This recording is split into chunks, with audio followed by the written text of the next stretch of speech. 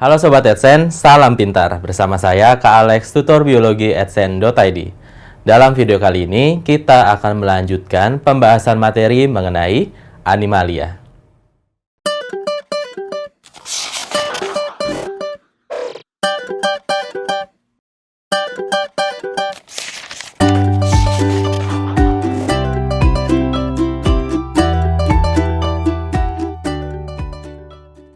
Di video yang lalu, kita sudah mempelajari salah satu anggota dari cacing filaria yang menyebabkan filariasis. Seperti yang saya sebutkan bahwa pada dasarnya cacing filaria itu ada banyak sekali jenisnya. Nah, yang sudah kita selesaikan adalah mengenai Wuchereria bancrofti yang menyebabkan elephantiasis atau kaki gajah, di mana dia mengganggu sistem sirkulasi limfatik dari manusia. Nah, kita akan mengenali dua sisanya, yaitu yang pertama adalah Onchocerca volvulus. Nah, singkat saja soal Onchocerca. Onchocerca volvulus di sini menyebabkan penyakit yang disebut sebagai river blindness. Karena pada dasarnya di sini dia menyebabkan kebutaan. Apa kaitannya dengan si river atau sungai? Nah, ini kaitannya dengan penelitian yang diadakan. Jadi, fenomena kebutaan secara massal itu ditemukan di area di Afrika di dekat dengan sungai, maka disebut sebagai river blindness. Awalnya, untuk penyakit ini, dia endemik di area Afrika saja.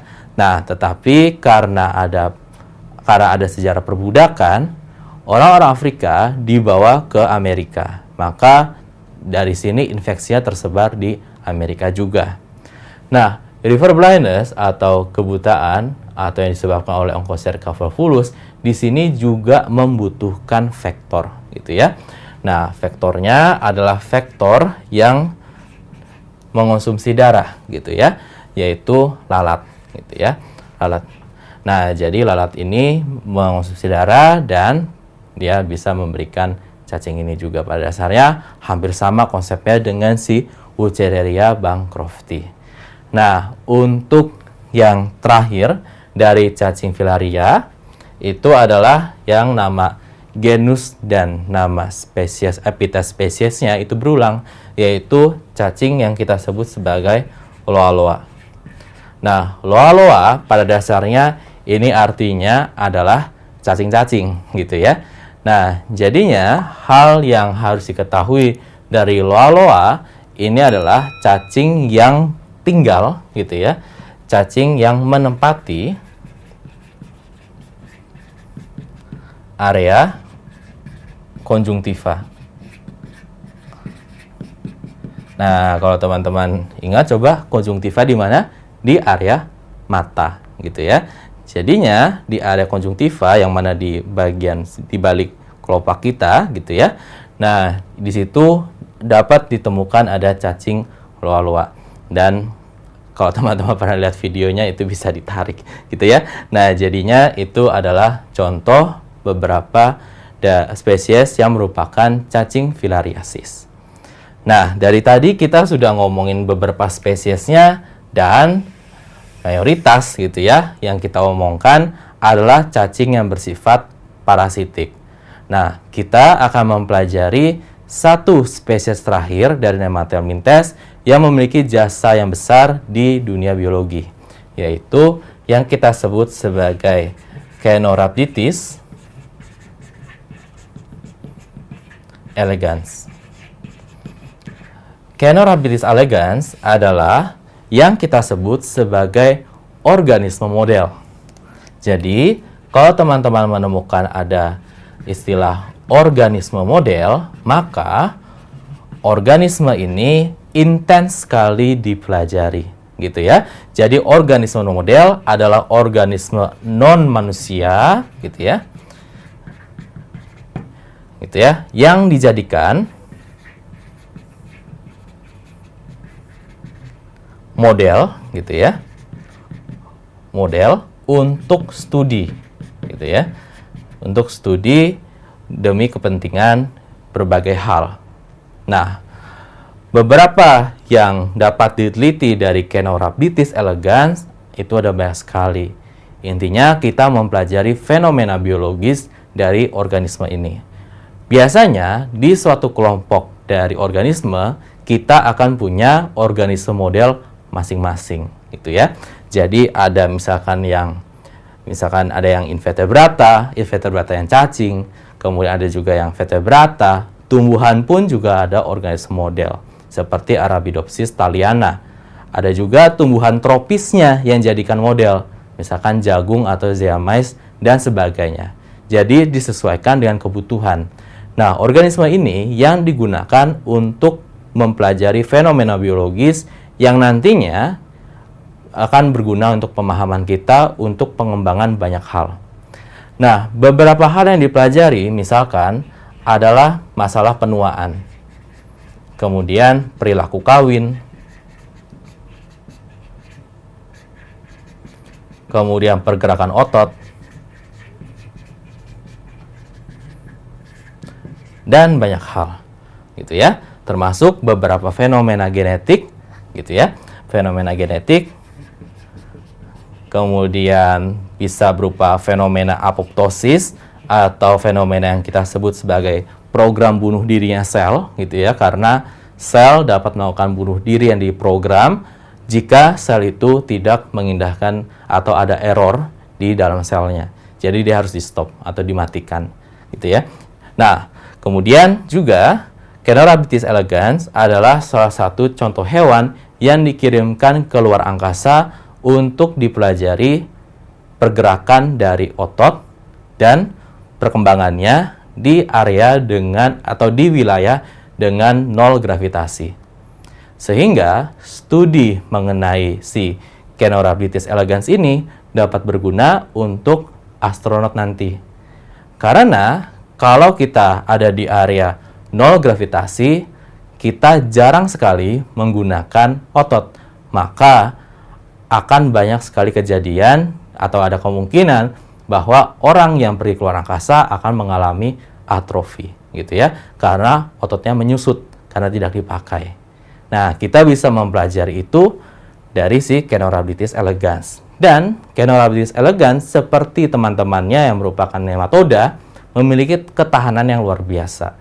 Karena sebelumnya, gitu ya, spesimen Caenorhabditis elegans itu adalah salah satu yang dikirimkan ke luar angkasa dan ada kejadian si pesawat ulang-alik dari Kolombia, gitu ya, pada tahun 2003 itu meledak. Dan yang selamat itu adalah si Caenorhabditis elegans. Maka ini adalah salah satu organisme yang ideal untuk dipelajari di area dengan nol gravitasi. Kita lanjutkan dengan film selanjutnya, yaitu film ketiga dari kelompok cacing-cacingan atau vermes, yaitu Annelida. Nah, teman-teman pasti tahu ya bahwa Annelida ciri khasnya kalau kita pakai perwakilan anggotanya yaitu cacing tanah adalah tubuhnya berruas-ruas.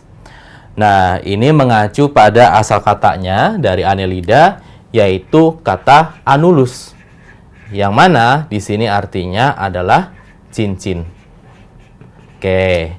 Nah, jadi pada dasarnya kalau kita bayangkan cacing tanah, kemudian kita gunakan diagram sederhana untuk tubuh dari Annelida, maka kita bisa mendeskripsikan tubuh dari Annelida adalah berbentuk silindris, gitu ya. Berbentuk silindris memanjang. Oke. Kemudian apa lagi? Kemudian pastinya dia berruas-ruas, gitu ya. Berruas-ruas atau terbagi menjadi segmen-segmen. Nah, jadinya teman-teman, dia pada dasarnya memiliki bentuk dasar seperti Nemathelminthes, ya kan, silindris memanjang. Nah, tetapi perbedaannya di sini adalah teman-teman akan menemukan ruas-ruas atau segmen seperti yang terlihat pada diagram ini ya. Ini yang menjadi ciri khas dari Annelida. Oke ya. Nah, Kemudian teman-teman juga bisa lihat gitu ya, bahwa untuk bagian tubuhnya teman-teman akan bisa melihat dia terbagi menjadi sisi depan dan sisi belakang gitu ya, yaitu sisi anterior dan sisi posteriornya. Nah, oke. Tapi sebelum kita lebih jauh bahas tentang bagian-bagian atau segmen dari si Annelida, jangan lupa apa ciri khas dari bangun dasarnya? Ciri khasnya itu adalah apa? Adalah dia triploblastik, ya. Triploblastik, dan kalau di PCPN AMAE kita tahu bahwa dia pastinya adalah selomata, gitu ya. Berarti mulai dari film ini ke bawah, nah sudah dia memiliki rongga tubuh yang sejati. Oke, nah jadi dia triploblastik selomata. Kemudian bagaimana dengan simetrinya? Kalau nematelmintes pada dasarnya dia radial kalau dihadapkan ke kita, bagian kepalanya misalkan. Nah, untuk si Annelida, kalau kita lihat bagian tubuh seperti ini, maka kita tahu pastinya dia cenderung bilateral gitu ya. Nanti kita akan menemukan contoh yang lebih jelas gitu ya, bahwa pada dasarnya Annelida memang adalah bilateral. Oke, jadi tadi kita udah membicarakan bahwa bentuk sinus memanjang dari Annelida, dia memiliki ruas atau segmen. Nah, ruas atau segmen ini yang harus kita pahami juga. Kenapa? Karena ini adalah hal yang penting. Kenapa? Karena ruas ini dia akan membagi bagian luar juga membagi bagian dalam, gitu ya. Maka gini ya, ruas ini dapat membagi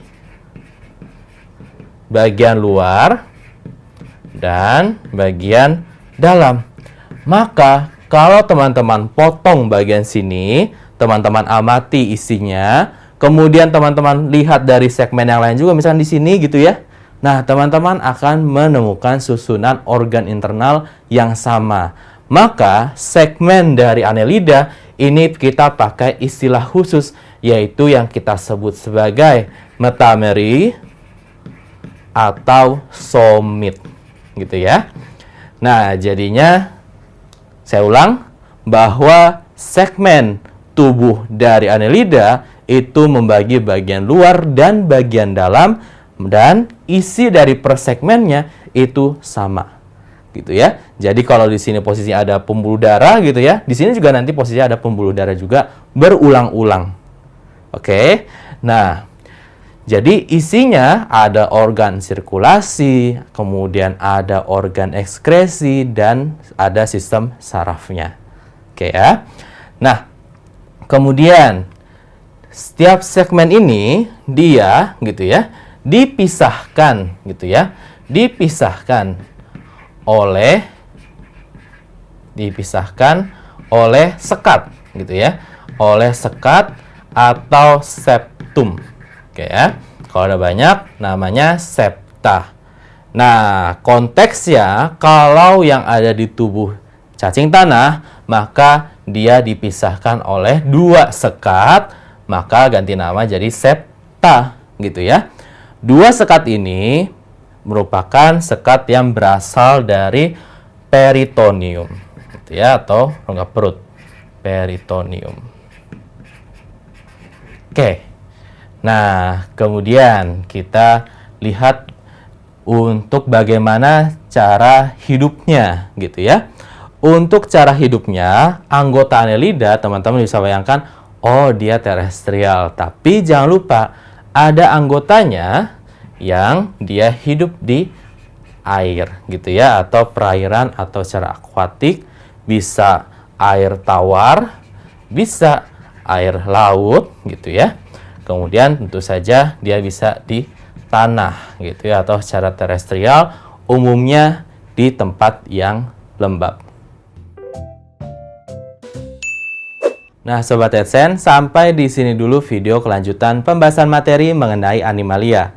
Sampai bertemu di video berikutnya, semoga bermanfaat. Salam pintar! Sekian Sobat AdSense untuk video pembelajaran hari ini. Sampai ketemu lagi di video belajar berikutnya. Jangan lupa aktifkan notifikasi untuk video terbaru kami ya. Sobat AdSense juga bisa mengunjungi adsense.id dan temukan ribuan video pembelajaran. Sampai jumpa Sobat AdSense, salam pintar!